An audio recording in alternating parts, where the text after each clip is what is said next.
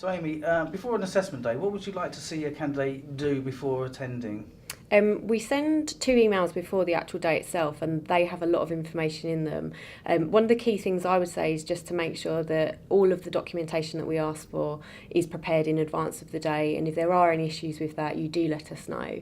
The other thing that we ask you to do is pick your top 3 firms. So you must research those 3 firms before you actually attend the day, so that obviously if you do get to interview stage, you can talk fluently about each of those firms. And I know that candidates are expected to bring documents with them on the day. If they're unable to find those in time, what would you suggest that they do?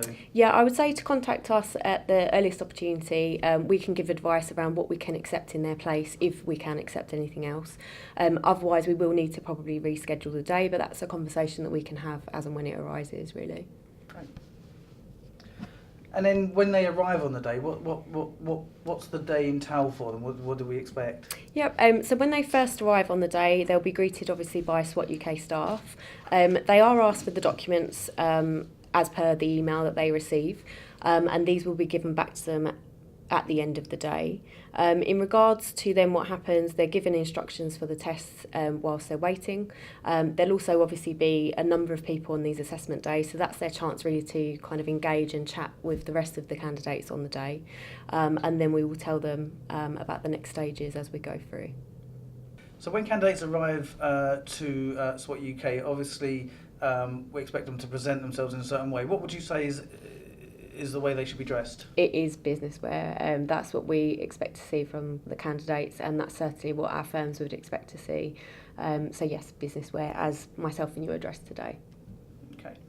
And what would you expect to see from a candidate when they arrive in terms of how they behave? Yeah, what you would expect, I'd say, for most interviews. We expect candidates to be polite, to be friendly, to be organised. So please do make sure that your documents are all in order and you are ready to give those across on arrival. And to be patient. We can take a little while to check over some documents, so just bear with us with that. And make sure, as I said before, that you read through the email and you do have every bit of documentation that we're asking for. Now the candidates have arrived, we put them in a waiting area. What should the candidates be doing or preparing themselves for at this time?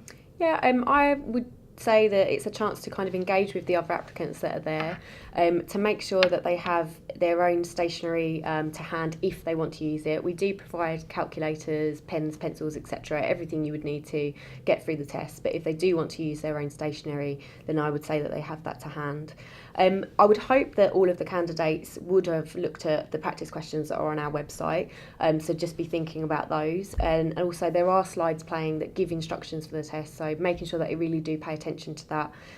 We do go over those when we bring them into the actual test room, but it wouldn't harm them to reread that information, really. Okay.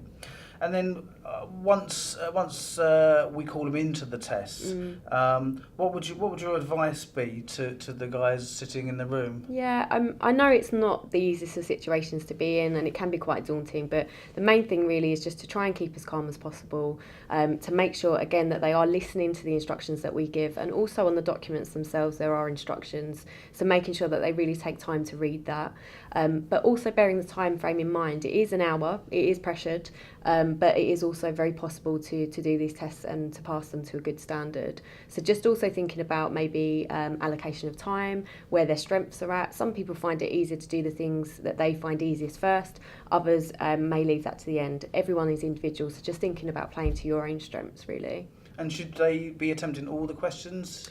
Yes, I would say so.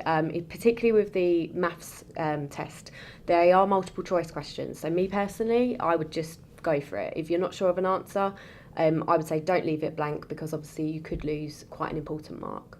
And would you say getting the easy marks is the aim? Yeah, I believe with the ACA exams, that is actually a tip that's passed on to the students. So yeah, go for the easy marks first and then work your way back through the rest. So the tests are finished, they've had an hour, they're all a bit stressed out, they're all a bit nervous. Hopefully not too much. Not too stressed. What would we what would you expect them to do once the test finishes, or what's the process afterwards? Yeah, they're then back in the waiting area, if you like. We have lovely tea and coffee available, so they're more than welcome to do that. And again, chat amongst themselves. There is also lots of literature available in the office. Again, a tip for me would be to have a look at that, because that may help you later on in the process. But yeah, it's your chance really to kind of ask each other questions, get to know your other candidates, and relax is the main point.